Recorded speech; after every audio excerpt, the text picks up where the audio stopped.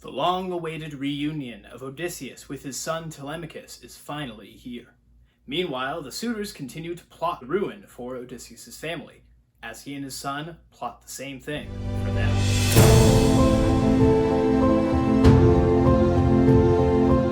Hello and welcome back. My name is Zachary May, and today we are reading the great books of Western civilization, continuing with the Odyssey. This is book 16 from the Robert Fagles translation. I will start with a brief plot summary before getting into analysis and commentary. Telemachus arrives at the swineherd's hut. He is introduced to the beggar by Eumaeus, who then asks if he can offer him any shelter. Telemachus is reminded by this comment of just how little he has to offer with the suitors holding the palace as they are. He can't really put anyone up like that. The beggar asks him how the suitors came to possess his palace against his will. Do the people hate him or something? Telemachus explains that the line of Odysseus is made up of only children, so he has no brothers or even uncles to stand with him against the suitors and prevent his home from being taken over. Telemachus orders Eumaeus to go and bring news of his safe return to Penelope, his mother, but discreetly, so as to not let the suitors, who are plotting his death, or any other people know. Penelope can then send a messenger to Laertes, Odysseus' father, to let him know when she's able. After Eumaeus departs, Athena appears to Odysseus and gestures to him to come outside. Athena breaks her spell and tells Odysseus, who now appears young and strong again, to reveal everything to his son, so that the two of them can make plans together. Odysseus enters the house, and Telemachus is stunned by the stranger's change in appearance. Odysseus identifies himself as the boy's father, brought home and disguised by Athena. After a few moments of disbelief, Telemachus and his father fall into each other's arms, weeping bitterly. Telemachus then asks him to tell his story. Odysseus explains that the Phaeacians and their swift ships brought him home. The two then plan together. The suitors number over 100 and have servants of their own with them too. Odysseus will resume his appearance as an old beggar, enter the palace, and begin investigating the maids and servants of the house, who's loyal, who's not. In the meantime, whatever outrage he suffers at the hands of the suitors, Telemachus must not react, but only kindly and urgently, but gently, ask them to stop. When it is time, and Odysseus gives him the signal though, Telemachus is to remove all of their weapons from the hall, except for what he and his father will need, pretending to be taking care of the suitors by making sure they don't hurt each other in a drunken rage. Zeus will then daze the suitors' wits, and Athena herself will join them when it's time to fight. Telemachus must not reveal Odysseus' identity to anyone, not even Penelope. Meanwhile, Telemachus' shipmates arrive at town. They send up a herald themselves to tell Penelope the news of Telemachus. He and Eumaeus arrive at the palace at the same time. The ship's herald, though, unlike the swineherd, declares his news for all to hear. Eumaeus then discreetly goes to Penelope and reveals the rest of the message in secret. The news of Telemachus' survival leads the suitors to hold an emergency meeting outside the gates to decide what to do about him. Their comrades in the boat, led by Antinous, arrive home at that same moment, dumbfounded that they never saw the prince. Antinous suggests at that moment that they kill the prince here in his home, while Amphinomus, another suitor, suggests that they hold off on killing him for now and wait to discern the gods' will on the matter. Penelope comes down and is furious at Antinous and the other suitors, for she knows that they intended to kill her son, and probably still do.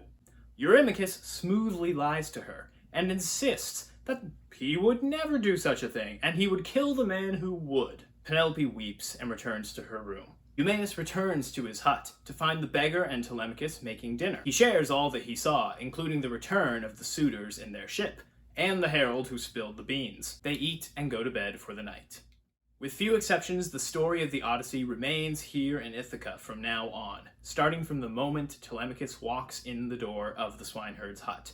For a while we were jumping between Odysseus and Telemachus, even if they were hundreds of miles apart, or if one set of events was several years before another one, or a few weeks, but now we should all be following one single stream of events. Should be easier to follow. The reunion between Odysseus and his son is beautiful. It also seems to happen before it actually does. Take a look at Homer's description of the swineherd's joy at seeing the prince, before Odysseus has been given leave to reveal himself. Straight to the prince he rushed and kissed his face, as the tears rolled down his cheeks. As a father brimming with love welcomes home his darling only son in a warm embrace, What pain he's borne, for him and him alone, home now in the 10th year from far abroad. So the loyal swineherd hugged the beaming prince. Oddly specific, isn't it? It's as if we're being shown what Odysseus himself is thinking, what he wishes he could do, as he sees Eumaeus embrace his son. Imagine the difficulty in holding back as you see that. Not even just keeping himself from embracing the prince, but not even reacting. Not until Athena has given him leave.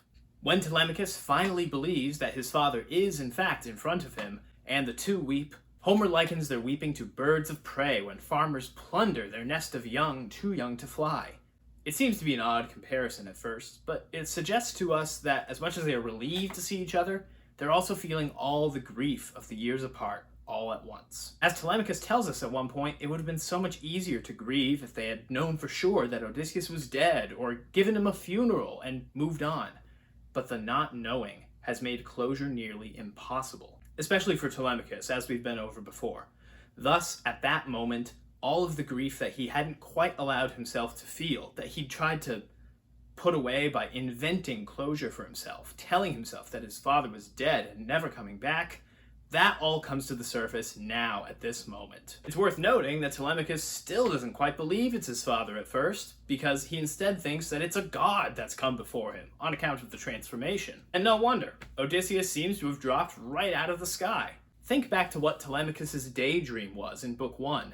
He could almost see his magnificent father here, in his mind's eye. If only he might drop from the clouds and drive these suitors all in a rout throughout the halls and regain his pride of place and rule his own domains. What a daydream to see come true almost word for word, playing out in the exact way he thought of it. It would give me pause, that's for sure. What's more, he responds with knowledge of all that his son has gone through, omniscient like a god would be. But in any case, all this makes for a very heartfelt reunion. After this, they plot how they will bring down the suitors. Odysseus is clear that he intends to look for and take allies wherever he can find them. But when his son asks him if there's someone he could ask to help, he responds like this. Let me tell you, will Athena, flanked by Father Zeus, do for the two of us? Or shall I rack my brains for another champion? Telemachus affirms the power of the gods, but also knows how distant they are from the affairs of mortals. At least he thinks so. But Odysseus insists that Athena will come in blazing for a fight, as she had just told him that she would. But why does Telemachus continue to doubt, even as Odysseus keeps his faith unwavering? He's been helped by Athena just as much as Odysseus has. I can think of two reasons. Number one, he's less trusting and more pessimistic by nature, as we've seen time and again throughout this epic. Athena in person has to remind him that gods can do whatever they want, and surely they can help him with his troubles. The second reason has to do with the vision that Telemachus experienced in the last chapter, though. When speaking about this, I had said that this kind of religious experience that Telemachus went through, one that's devoid of prophetic dreams or booming voices from the sky or discussions face to face with a god in the flesh, but instead a still, small voice within his mind. That's much closer to the norm for most people. However, it's also much, much easier to forget about after the fact.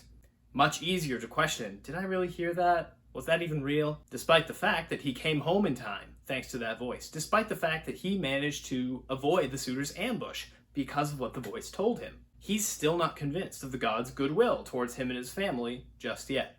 Anyways, just as that kind of experience is closer to what we might relate to, so is forgetting about that kind of experience, or finding ways to discount it after the fact, regardless of how convinced you were at the time. Although, to be fair to Telemachus, Athena hasn't always been as helpful to his family as she is now. Knox points out that when Odysseus questions her for why she wasn't there to help him during his past 10 years of troubles, she's obviously embarrassed. She doesn't explain it all away as part of her overarching plan, or that it was necessary to teach Odysseus a lesson. She apologizes because she was afraid of defying her uncle openly. Every chapter that shows us the doings and sayings of the suitors seems to only fill us with more and more contempt for them. I keep saying that they could not possibly be worse, that they're becoming more and more open about it, but each time they keep proving me wrong and going further. We learn more and more about them each time, which makes us yearn for their destruction just as much as Odysseus and Telemachus. Well, maybe not quite that much, but close. We already know that they show no respect for Odysseus, his family, home, or goods. We already know that they're willing to kill Odysseus should he appear to drive them out. They've also attempted to kill Telemachus once, in secret. And this time around, Eumaeus the swineherd reveals that they're violent. Odysseus, disguised as the beggar, infers from this remark that the guests and the maidservants are horribly treated by them, that they, in fact, abuse them regularly. Eumaeus is standing there when the beggar says this and doesn't correct him, so I'm assuming that's what we're meant to take from that. In this chapter, though, the suitors plot to kill Telemachus here in his own house, although Amphinomus persuades them to hold off a while. Murder in one location is just as bad as murder in another, but their willingness to demonstrate it openly, shamelessness, their brazenness in it, that's the escalation. This is what Fagles calls their swagger, although in other translations it's referred to as insolence. As regards that insolence, we see much more than we did before, in at least 3 ways. Number 1, they gaslight Penelope about their intentions with her son. And by the way, they refuse to leave the house after being asked directly by her in the same breath. 2, it's revealed that Odysseus actually saved the father of Antinous from certain death in the past, and yet they still are doing this to him. And number 3, the most empathetic of the suitors, Amphinomus, dares to presume that Zeus may in fact be on their side in deciding to kill Telemachus, one who we are told by Penelope is in fact under the protection of Zeus. He's their host. But in light of the broader message of the Odyssey, one of the messages at least, the most consistent crime of the suitors is that they are immoderate, unbalanced in everything that they do. They can't just court the wife of a man who's not yet confirmed to be dead, which is kind of borderline. They have to do it against her will, laying waste to her home, plotting to kill her son, and abusing the servants while they're at it. Furthermore, it can't just be any man who's taken his time coming home from Troy. It's their king, and one who's, we've been told, has been kind to them for as long as he's ruled them. It stands in stark contrast to the moderation and balance of a good host or a good guest, the moderation that Odysseus has learned to live with, and the receptivity to change. Remember from last time that receptivity to change is a huge part of living with moderation, but the suitors have no intention of doing so. See here. There's my plan. Killing the prince. If you find it offensive, if you want him living on in full command of his patrimony, gather here no more then, living the life of kings, consuming all his wealth. He's saying, if you don't want to stop having the good food and drink that you are, then we have to kill him. You're in too deep. Too much of a good thing, and no willingness to budge from it will lead them to death. The alternative, however, would likely have allowed their lives to be spared. Each from his own house must try to win her, showering her with gifts. Then she can marry the one who offers most, the man marked out by fate to be her husband. Remember, that's the normal way that Greek courting goes. From his own house. Remember that Telemachus and Odysseus weren't going to go and examine the loyalty of everybody surrounding the palace. They were just going to look at who's loyal inside the house. Which means that if at this point, or before that, any of the suitors had decided to stop devouring the wealth, stop devouring the goods, and go home and behave honorably, they probably would have been spared. They wouldn't have been found guilty, perhaps, of wasting or abusing the king's palace, family, or servants in any investigation afterward. However, it would have taken being a good guest and excusing oneself well before this point in time. The other thing I want to clarify and harp on here is that when I talk about how evil the suitors are being, I'm not trying to convince you that they deserve what's coming to them, although the Homeric gods and Homer himself definitely would have said so. No, what I'm trying to show you is that with the suitors dead set on killing Telemachus and/or Odysseus, and Odysseus dead set on coming home, it's not whether there's going to be violence, it's which group is justified. Thanks so much for watching. If you enjoyed this video, please like it, subscribe to the channel, and comment below, and let me know what you think, especially about the suitors. Do you think that they're getting what's coming to them? Have they made this an issue of self-defense, or is it going a little bit too far to kill them? Should Odysseus hold off? Thanks, and I'll see you next time.